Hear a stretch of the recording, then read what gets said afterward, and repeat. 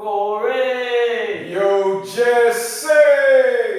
What's going on, Syracuse? What's up? I am Corey A. Beard.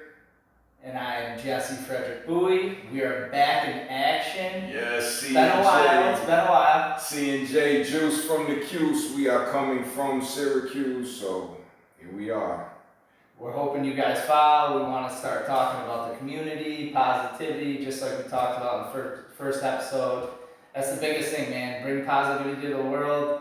Talk about the community. We want to know what people are doing. What are we doing for the youth? What are we doing for the adults? What are we doing to benefit our community overall? So we want to hear from you guys. Exactly. We want to talk about it. We want to bring you in and talk to you.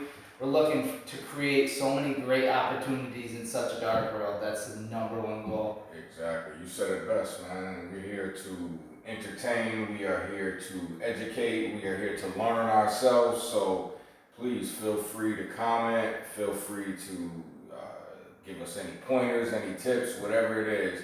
And like he said, we are here for the people. We are here to spread a message. We are here to get that message out and help people in any way that we can. And also, like I said, to learn, because we can learn something from you guys every day. So, first question I want to know is... I think I have an idea where this is going. Why are you in that brace? Well, first of all, in the first episode, we talked about what we do. Okay. And I am a personal trainer. Corey is also a personal trainer. He's a great personal trainer. Well, I went a little overboard one day, and that's why he's great. I would never tell my clients to do what I do. That's the fun part about training. But yeah, I tore my pectoral tendon. Wow. Yeah, so I tore it off the bone, and I had to have it repaired. So I had to have surgery, and they had to completely reattach the pectoral tendon to the bone. So wow. How long was the surgery? So the surgery was about, I think, a few hours. I was in the hospital for probably like 6 or 8 hours. But okay. It wasn't an overnight situation? Nope. It was all day surgery. Okay. Definitely had to cut an incision. Yeah. So they went in and reattached it, but they had to like fish hook it to the bone and stuff. So it's definitely a pretty intense surgery. But it was super painful during the surgery. When it happened, what was crazy about it, it didn't hurt. Like I've seen, and we could, anybody can go online and look up on YouTube like torn pec and whatnot. Yeah. And I've seen like drastic, painful injuries where the whole pec shifts. With this situation, it didn't. So like, as I was going down, I went down, and as I went to press up, I could feel something. It felt like a fruit roll up. Like it just kind of rolled up. Oh, so it didn't like necessarily pop. You kind of felt it like roll. So it was crazy. And like the kids bought me, I was like, I just tore my pec. And he's like, you did what? I was like, legit, I just tore my pec. He's like, no way. Did your chest shift? Like, did anything happen at that moment? No, so that's the one thing I was worried about, was like my actual pec going moving, right? Yeah, you see that. You see it with biceps happen. Yep. Exactly. So fortunately that didn't happen. Once they pulled the weight off, I got up and I was like, man, it doesn't hurt. It just feels really tight, like right from the armpit, right through here was super tight. And I was like, ugh, something's wrong. Not sure what I did, but I ended up looking initially for like bruising, because usually what happens when you tear is that blood flows up so fast. Exactly. So I was looking for that. I had no initial bruising, but the following day I woke up and there was a bruise from like my armpit to my elbow, and I'm like, all right. It just seems like once an injury settles, that's when like the next step of it is gonna happen, because it's happened to me before, Yeah. So okay. Oh wow. So what's the recovery period? So he said about 3 to 4 months. Wow. Yeah. So I was talking to a physical therapist, and we were talking about everything, and like when you break a bone, right? They obviously cast it, do whatever they do, but that bone's gonna heal quicker than you will with like a tendon, ligament, joint. Any of those tears, it's gonna take way more time to heal. Okay. So you gotta be smart about it. You gotta really protect it. Okay. And that's the biggest thing. Like anybody with an ACL injury or whatnot, the recovery time does take time, because you really gotta take care of that. Because it's a ligament. You're not talking. You're talking tendons and ligaments compared to bones. Bones will heal quicker back together. So. Exactly. Yeah, but them tendons and ligaments, It's like a lifetime. I don't recommend it. I don't either. You know, I'm dealing with a pinched nerve, carpal tunnel, and cubital tunnel all down the same side. So it's like I'm getting the tingling, the pain, the itching, like I get it all, you know, and I just came back, I want to say a few weeks ago, I went and got the shot, the injection, and it does help for a little while, but when you're dealing with cubital tunnel and carpal tunnel, and people that, cubital tunnel is like, imagine hitting your funny bone. Okay. And just constantly hitting your funny bone. That's the pain that I feel. So what they have to do, they have to go around, move, it's like the band over a little bit so it can just flow naturally. Because right now what I'm getting is like resistance and like it's some type of, what's the word I'm looking for? It's like block. Okay, like so, pressure. Like pressure, yeah. So that's why I have to move my arm around a lot. Exercising helps. Yep. It does. Certain exercises I can't do. Like I have to stay away from a lot of like tricep extensions. Yep. But I found skull crushers are fine, and it's maybe because I'm leaning back. I'm not as and I'm kind of stabilized. Okay. Whereas like if you know when you do certain extensions, if you're staying like this, I'm leaving it hanging. The funny thing is, where I found out the injury was caused by doing tricep pull downs, because I kept turning out too far and it was too much weight with the band that I was using, and apparently not stretching enough and doing that, something just messed up in my elbow. And so pushing away from your body. From my body, yeah. So I have to limit myself with certain exercises that I do, and then with certain exercises like the tricep extension, I have to lower the weight down. So I can't go as heavy as I would like to. But I do, like I said, I do like the skull crushers when I'm using the easy bar. Yep. Because now I'm distributing the weight. So if I have to put more over here, then I can, in that sense, to kind of get it up there. Yeah. Which, you know, I don't recommend that for anybody, but sometimes, you know, you do cheat to get yourself to get that momentum, you know, like if you're bench pressing or something, sometimes you'll lean a little bit to that stronger side to get it up. But yeah, I don't recommend it. I recommend like go back to a lighter weight when you're doing it. Go to bands, because bands, what a lot of people don't realize, bands builds a lot of the little muscles that the big muscles can't get to, which I know you know that. Yeah. So, you know, that's why I do a lot of band work now. I'm a big fan of TRX. I know you've heard of those. Yeah. I do like those. Yeah, that's pretty much it. So you nailed it on the head too, talking about something is when people overcompensate on certain sides, right, they also understand their body, right? And that's a major component. Like you gotta know, if you got an injury, you know what I mean, or something you're working your way out of, you overcompensate. Like I always teach, no matter what, you wanna stay square, you wanna stay strict.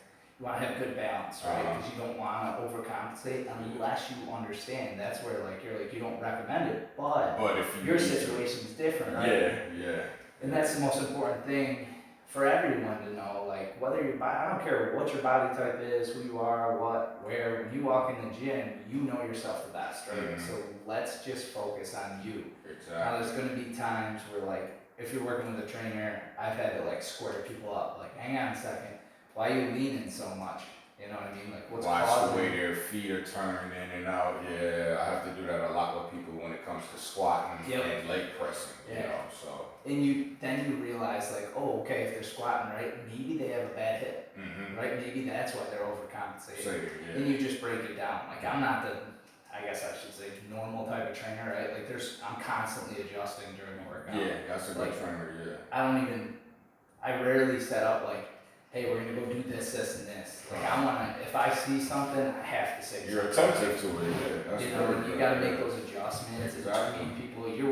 Your focus is them and their body, and like if they understand their body, you can help them understand their body. They're only gonna get stronger from there, and that's the biggest thing.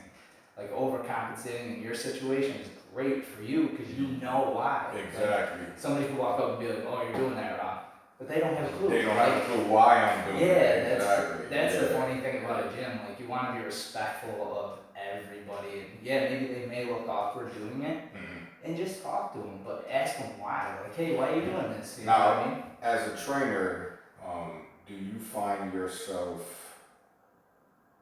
like just going up to random people that you're not training to kind of let them know, hey, maybe you're doing this wrong or you should adjust this and like that? Do you run into like issues when you do that? So that's a hairy situation that I've learned. Like, it's tough because there's so much on social media now. We know this, right? Yeah. Like, you can go on Instagram, you can go on Facebook, you can go on anything. And just which I tell people, don't come to me with something you learned from social media, because the process that they're showing you is not the process that they went through. So, you know, you're getting the final steps of it. They're not showing you all those months of struggle. So, yeah, but go ahead. And then, no, you're good. It brings me back to one thing there is like, that's the thing I want to see, I guess, is like, that's why I love personal training, because you can see the progress. Yeah. Right? Like, I have clients that are older, and one of their clients was like, hey, I want to get on a paddleboard, right? I haven't been able to do it. And I'm like, you're going to do it? We spent a month and a half on the BOSU ball. Okay. Right? Like, really focusing on like, balance. Exactly. Oh, I love that. Right? So, like, it was great. And then I just got a picture from him and his wife. He was paddleboarding. That's so cool. And he's over 7 years old. It's so cool when you train an older person, male or female, and you know, like I was training a 92-year-old guy, and his biggest thing was just being able to get up out of his chair, walk up and down the stairs, and we were training for about 3 months, and I just had him doing basic exercises like getting up, getting back down, you know, doing curls, sitting down, just different things. And he told me he was out to dinner with his friends, his wife, and he had to run to the restroom. He jumped up, just walked, and he said everybody was just looking at him, and he said even the waiter was like, you jumped up out of that chair so fast. It was for 92. And he said it was just a lot of the training that we were doing. And, you know, that's what it takes, the repetitiveness of it. And, you know, taking your time and just figuring out what their goals are and just helping them reach it without putting too much pressure on them. That's a great way to put it, right? You don't want to put a ton of pressure. You want them to come back. Yeah, exactly. At the end of the day, and like, don't get me wrong, I'm not this superstar trainer that's working for pro teams and whatnot, you know what I mean? But I just try to do the best every day by the people that I see, right? And that's the most important thing is like, you're putting everything, you're investing into them. That's the most important thing. And like, I've watched just the relationships that I've created, because that's really what it comes down to. You know what I mean?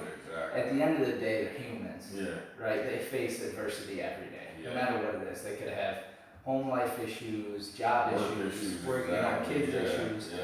But you want to make that environment a safe place for them to come and enjoy an hour you're with them, right? It doesn't matter. And to blow off whatever it is that, you know, because I always tell people, when you come to the gym to work out with me, leave your issues out there. I understand they're going to be there, but when you come in here, this is the time to just block out all of that, you know, and then just come and get you a good workout, because you see, and I know you know this, you see when you're dealing with somebody that could be going through something, when they leave the gym, they have like a certain glow about themselves, like they just accomplished something, and it took off that weight, you know. And I know for myself, because even as trainers, we go through a lot. And people say don't bring your problems to work. It's a lot easier said than it is done, but when you look at the person that you're training and what they're going through, and you see that accomplishment, sometimes you start to think, well, whatever I'm going through, I can deal with that later, because you're so focused on this person, this goal.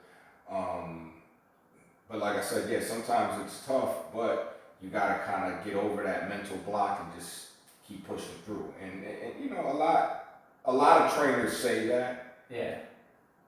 But it's something that is true though. You do have to push through it. You do have to fight. You gotta build the resistance to the pain, the tiredness, and eventually what starts to happen is your body gets adjusted to it. And that's what I like when I see somebody that couldn't be on a treadmill at 4 miles an hour running, could only do like 2 miles. Now they're at 5 and 6 and they're running. Like it took them 6, 7 months, but they're there now. And that, it's not even a proud feeling for myself, it's more for them. Because it's like they came in there and they did that, you know, so it's a good accomplishment. And that's where you look at, like, everybody walks through the door, and I know we've talked about this plenty of times, but every single person that walks through a gym door, they're doing it for themselves, right? And like, you don't know what they're going through, right? I don't care. Breakups, whatever. Yeah. You know what I mean? Because that's what really got us in the gym. You know what I mean? Like when I was young, I was going through stuff. Like my dad raised me on his own. You know, so I was a single father. He did everything he could for me. He was always there. He was always in my games. But I remember like getting caught in a sport. And it was like the hardest thing ever, because like how do you deal with that as a young kid? You know, it's one of the most devastating things for a young athlete to face. And like when you face that, you're like, what do I gotta do? Where do I go now? And then I had a coach who told me flat out, and I think I was 14, 15. He's like, you're fat and can't do 10 push-ups, right? And like I went home, I was upset. I told my dad. My dad's like, well, what are you gonna do about it? You know what I mean? He's not like, oh, I'm gonna go yell at that coach. No, you know, it's like, what are you gonna do? So then when I hit 15, I hit the gym. And like it was my getaway. And from that point on, I've gone through so many ups and downs in life. But every time I'm at my darkest point, the gym is my house. You know? And now as a trainer, now you look at it and like, you've overcome the obstacles, you're still going to face them, right? No matter what in life, we're all going to have ups and downs. Obstacles, and everybody has it. It's not just you, it's not just me, it's a diverse, you know. So going into that, now you see a person like you said, and you invest in them, and you see the smile on their face. Or you see them achieve a goal. The body type, everything. And then they're like, this is great. Like, and then they come back. And they come back. And they come back.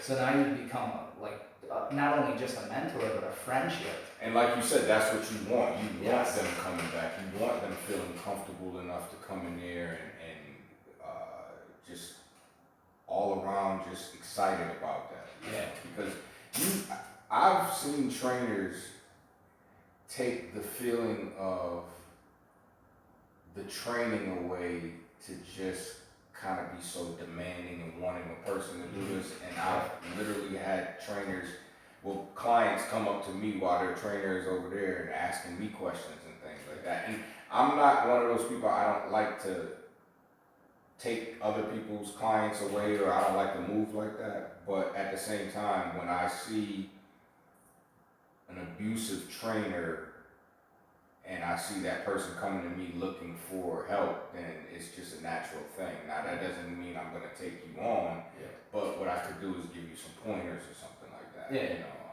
but and it's not like I'm some big time trainer or anything, but I do pay attention and I do what I'm good at. I know I'm knowledgeable in that. You know, I do a lot, I love a lot of calisthenics, plyometrics, explosive exercises. Weightlifting I enjoyed, but again, I was always one of those type, and it just seems like you were talking about when you were younger. My issue, I was always small. I was short, I was small, I was little. I didn't really start growing until like, I think 15, 16, 17, like, you know, I'm not tall like that anyway, but, you know, I got some height on me now. But my issue was always sports, because I was too small, so I couldn't really play football. I was good at baseball out of all of the sports. Basketball, I was better than I was in football. Football, I could catch and I could run. The only thing was my size. So I was getting thrown around a lot. I remember talking to my older cousin, and he was actually one of the first ones that was instrumental into like introducing weights to me. So what he said was, the moment you start building weight, you'll notice a difference in you as far as when you're approaching things. And it did help, like in sports. Once I started like, okay, now I'm stronger. Now if somebody's trying to post me up in basketball, I'm not just getting bumped around. I'm actually throwing my weight back. And you learn that. And also, I think what also motivated me was when you're growing up and you're seeing the girls attracted to the certain type of guys, and you're like, why are they talking about me? You look at me like, oh, okay, well, yeah. So I gotta get my weight. He got biceps. He's got a six-pack. He does leg day every day. I'm sitting over here with a dad bod, loving life, bro. Loving life. Live that dad bod life right there, baby. I don't care. Yeah. So it's so funny because like the more you do things and the harder you work and the confidence builds up, right? Like that's a big thing. Discipline and consistency is key, right? Exactly. Definitely, but like when you see the confidence build, like that's the most important thing. Once they have confidence in themselves and they find it again, they're good to go. The sky's the limit. I like seeing that with young kids. Yep, 100%. I really do, because we get a lot of kids, and I know because you deal with more kids than I do. But a lot of them come in there insecure. They come in there not mentally, of course not physically where they want to be, but mentally where they want to be. So they gravitate towards us. And the good thing about being a trainer is we have that personality to help that person, because I don't know about you, but in certain clients that I train, I kind of can relate to something that they're going through. And it kind of makes me connect with them even better. Because I always try to build good relationships, whether it's the training, whether it's we're doing the podcasting, if I'm acting, I'm doing my droning, whatever it is, I always try to build a lasting relationship with that person. But that also comes down to getting to know that person also.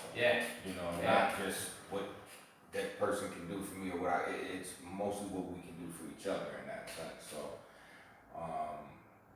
that's the beauty of being a trainer. And I know you know that because you have that personality, you know what I mean? So, and just to see, like I've seen your pictures on Instagram and just how exciting those people are to train with you. That says a lot about the trainer. Because you don't want to go to a trainer where it's like, okay, he looks the par, he has the knowledge, but his personality sucks. It makes it tough. It really does. Because now you feel like you're in a drill camp with this person. It's, but I would prefer, now I'm not saying that I want a trainer that's just all nonchalant, out of shape. No, I don't want that. That's not what I want. But I would want a trainer that has the right personality, the right energy, and the knowledge. And makes it fun, because working out, it's intense as you're doing it, but when you're conversing with people, especially your trainer, you want to keep it, besides teaching them, you also want to keep it light with them also. So. Making it fun. Exactly. Is so important. Like no matter what, and it doesn't matter the age range. No. Like I think the most important thing, the success that I've had has come from building the relationships and getting to know somebody. Like when I sit down, I don't sit down and I talk about your goals. I want to know you. Exactly. Like, let's talk about you. And I have a client in mind right now that like, the moment I did that, I knew right away, like that connection was gonna last a long time. And it's phenomenal. Like to this day, I still have a great relationship with her. Super busy. Just retired, constantly on the move. But we'll still talk once or twice a week. Try to call each other, and that to me is what matters the most. Right? Exactly. And I want to kind of go back to something you said about like the younger generation. I think they have it really tough right now because, like you said, they have those insecurities, you know, they have those worries about themselves, but their biggest downfall, in my opinion, don't get me wrong, like this isn't the world like guaranteed number one in opinion, it's just social media, I think, kind of hurts the kids because they're constantly comparing themselves, right? And when you're looking at a kid from 12 to 16, right, this is a crucial component of their life. And if I could recommend anything for that younger generation is stay out of your head. You know what I mean? Look at everything in a positive light. If you go into anything, just go into it positive. You know what I mean? Things are gonna happen. Things are gonna go wrong. Like it's gonna happen. We've been there. You know what I mean? Nobody goes into an exercise at the perfection state. It's like it takes time. Like you're gonna fail. You're not gonna be able to lift this. You're gonna watch somebody that can do it better than you, and it's like don't get discouraged, like you said. You know. Yeah, walk through the door. Exactly. Like that's for everybody across the board, but like the younger generation, I do feel for in a sense because like they got Snapchat, right? And their friends are constantly posting, like doing certain things, and they're like, oh, my friend has this, or my friend sees this, or can do this. Or you have like just the everyday models, or just posting things on there too, and it does, it kind of gives such a false representation of, I would say, what's real and the process that you have to go through, you know, and it's that's why I would tell people like I love training like the women because something about the women that I enjoy training, they come in with this mentality that I'm gonna get this. I'm gonna get that body shape the way I want. I'm gonna learn this exercise, and I like that because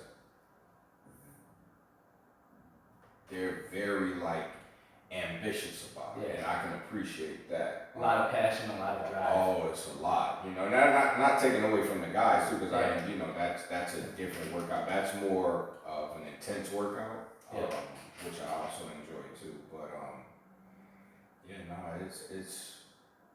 it's one of those things that I notice with social media and the kids nowadays. It just puts them in such a dark place, especially if they're not looking at it in the sense of what it is. So a lot of them, they take that to heart, and it's sad because it's true. Like the kids nowadays, they deal with so much. Way more than we ever did. Way more. Because you think about it, we didn't have access to the web the way they do. And they live it. Even on TV, they're seeing things on TV that we didn't get to see. You know, like there's more channels that they can surf and search and find and see things that it's like, wow, I didn't even know they showed this on TV. You know what I mean? And they're dealing with all of that, and then on top of that, they could be dealing with body issues. You know, and it's tough. It's tough. So I think physical fitness, which you know, has been such a benefit for everyone over the years. 100%. I think it's changed drastically in the past 15 years. Yeah, it has. People are really attracted more to it. Yeah. And even the diversity of the way we lift, right? Like, it's no more just about power. You said it earlier, you love to teach plyometrics. Yeah. So like that thing has really taken off with the plyometrics, the speed and agility. You know, really focusing on like your hips, your hip flexor movements, like you don't realize it how much just those certain stretches and flexing helps. Because it affects you later down the line. And it's like, see, when I was growing up, we didn't look at stretching the way I look at stretching now. It was kind of like, it was just in the way. Like, remember like when you play football and they make you do all this and then you got to jump, you're like, I just want the ball and just run, man. Throw me a pass. I don't want to do all it's suicides. And I know what it was there for, but sometimes I just felt like even with basketball, they want to just do chest passes. Like, can we play the game? Can we do this during the game? Like, it felt like it was in the way, but it was so beneficial to, you know, where you want to go. And when I'm looking at it now, it's like I see so many more kids into that. Yes, and it's trainers like you that are opening their eyes to that, which I think is so good because that's going to save a lot of injuries 10, 15 years down the line. Yeah, so I was just going to say that. It's so funny. At the gym, I see the young group of like 18 to 22, 23. They amaze me. They really do. You know, like people walk into a gym and be like, oh, look at these cocky kids or whatever, you know what I mean? But I give them a ton of credit, like watching their movements and like what they do. They really do focus a ton on stretching. And they do a lot of plyometrics, and it's really something you can learn from everybody, you know what I mean? And like my way of training now is longevity, right? Like I want to do this for a long period of time, right? Like I had a setback, it happens, right? Sure. Like I didn't ask for it, it just happened, and it is what it is. I'm not gonna quit, I'm just gonna understand like my rehab is gonna consist of band work, like you said, resistance bands, really kind of going into the process slow, taking care of my body to make sure that I can do this for a long period of time. And these young kids, man, it blows my mind. I'm super impressed by a lot of these young kids that walk in, male, female, doesn't matter, right? Like they walk in and they do a great job of really stretching and creating like a good set for them to move into the weightlifting and the training aspect. So it's really neat to see. For the younger kids, like we're really focused on like I got a kid, I give him a ton of credit. I do some work with him right now. College coach, you know, he's helping me do a thing. We're doing it together. He's phenomenal. But what he does is like dynamic stretching is amazing. And I told these kids, I'm like, everything this coach is teaching you, you're going to use for the rest of your life. And it's huge. I give him so much credit. Because you can see the difference between the static and the dynamics. Huge. Because that's what we grew up on, the static. Like, sit on the ground, stretch, lay back, you know, And like you said, when we're doing it in football, like, okay, you know, rotate your arm. Nobody's doing it, you know what I mean? It's like 10 minutes of nothing. We're like, all right, we're but it is something, it's important. It's something, but it's so funny when you like see this, and now like the younger generation is gonna benefit so much more. Like I told this coach, I was like, dude, everything you're doing, I'm so impressed, and like it's been a huge benefit to me to learn from you. And he's super knowledgeable. He does a fantastic job with the kids. They really love him, and it's just fun to watch him. Well, like you said, look at the athletes today. Oh, it's crazy speed. Jumping higher. It's like I've seen more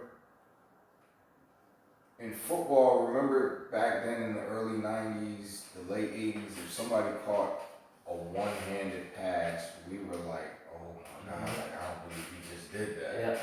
Whereas like now they're doing it all like it's nothing. Yeah, Odell Beckham Jr. grabs one out of the air. Now everybody's doing that. And they're doing it in games, playoff games. It's like it's nothing. Like even with dunking. Yep. You know, it's like Vince Carter, to me, probably the greatest dunker I've ever seen. Yep. But there's kids that's coming in that are doing things that he wasn't even doing. And I'm not saying that he couldn't or he didn't think about it, but it's just beyond just going under your legs or going there was one dunk contest where he put the ball under both his legs and dunked like that. Like you were literally sitting in the air, and it's like it's so crazy. But again, that's that extra training that they're putting in. It's not just the regular weights. It's not just, you know, running on the treadmill doing this. They're doing more speed and agility, more plyometrics, and I think that's so cool because it's just adding to their arsenal. Yep, 100%. And I think when I see athletes do that, that's why you start seeing a lot of older athletes spend so much more money investing into their body. Yeah.